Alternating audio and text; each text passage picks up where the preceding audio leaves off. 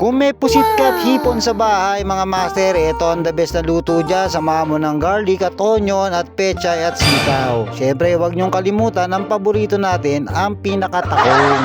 Bali pinakuluan ko na nga itong tahong natin mga master para mawala ang lansa. Ganun na rin yung ginawa ko sa pusit para matansya natin at ang hipon ay hindi mo overcook. Hiniwa-hiwa ko nga lang pala itong pusit na to mga master. Feeling chef nga pala tayo dito pero napakasarap nito pag ito naluto at natikman mo. Bali ganito nga pala kinalabasan nung hiniwa ko yung pusit mga master.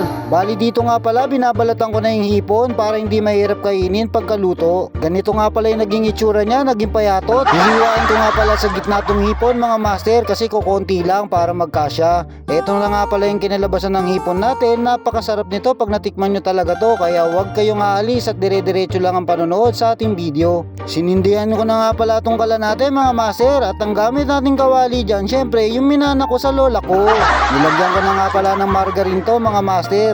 Margarine na lang pala yung ginamit ko mga master imbis ng mantika. Isasangkutsa ko na nga pala yung bawang at sibuyas. Bali lalagay ko na nga pala itong mga gulay na to mga master. Inuna ko nga pala yung sitaw kasi ito yung medyo matigas kapag niluluto. Hinalo-halo ko nga lang pala yan mga master. Kaya nga ito ilalagay ko na rin yung pechay. Kaya ako to ginagawa, inuna ko lahat ng mga gulay para hindi siya ma-overcook mga master.